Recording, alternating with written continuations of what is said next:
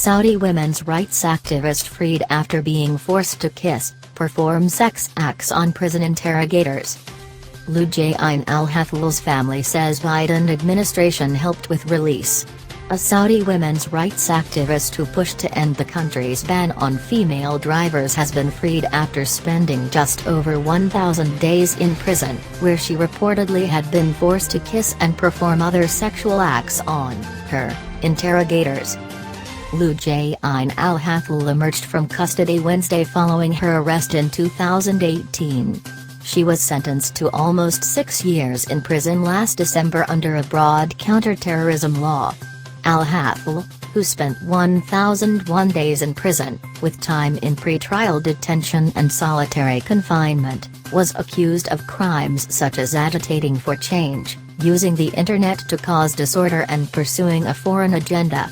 Rights groups have described those charges as politically motivated. The 31-year-old Saudi activist rocketed to prominence in Saudi Arabia for her criticism of the kingdom's guardianship system, which bars women from travel without a male relative, and her outspokenness on human rights issues.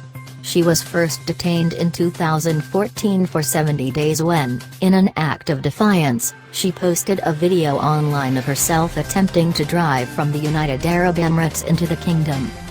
Her release this year was widely expected as a Saudi judge suspended 2 years and 10 months of her sentence and gave her credit for time already served, putting her release date sometime in March.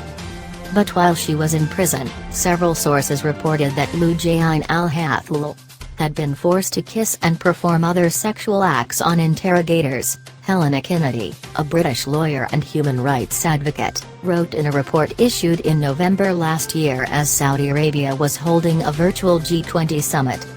From behind bars, al-Hathloul launched hunger strikes to protest her prison conditions and joined other female activists in testifying to judges that she was tortured and sexually assaulted by masked men during the interrogations. The women reported that they were caned, electrocuted and waterboarded. Some said they were groped and threatened with rape, but Saudi Arabia denies that any were mistreated. Al-Hathloul's family said that an appeals court on Tuesday rejected her claims of torture, citing a lack of evidence. While some activists and their families have been pressured into silence, al-Hathloul's siblings, who reside in the US and Europe, had launched a high-profile campaign calling for her release. In a press conference Thursday, Lena al-Hathloul, another one of her sisters, said Loujain al-Hathloul told her parents in phone calls from prison that she was fine, but in reality she had an electrocution device attached to her ear. Although she was released, al-Hathloul will remain free under strict conditions, her family has said, including a 5-year travel ban and 3 years of probation. Loujain is at home, but she is not free. The fight is not over, Lena al-Hathloul wrote on Twitter. I am not fully happy without the release of all political prisoners. Her family will now pursue justice for Loujain al-Hathloul's torturers. Al-Hathloul's family is now crediting the Biden administration for helping secure her early release. She was released after few weeks after President Biden's arrival to power. Without international pressure we cannot obtain something in Saudi Arabia, her sister Alia al-Hathloul told reporters Thursday. Thank you Mr. President, that helped release my sister.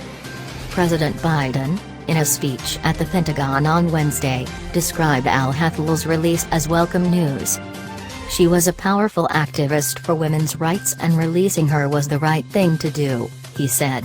Biden had labeled Saudi Arabia a pariah on the campaign trail and promised to reverse former President Trump's policy of giving the country a blank check to pursue a disastrous set of policies. French President Emmanuel Macron also said Wednesday that he welcomes al-Hathloul's release and shares the relief of her family. There was no immediate comment from Saudi authorities on her release.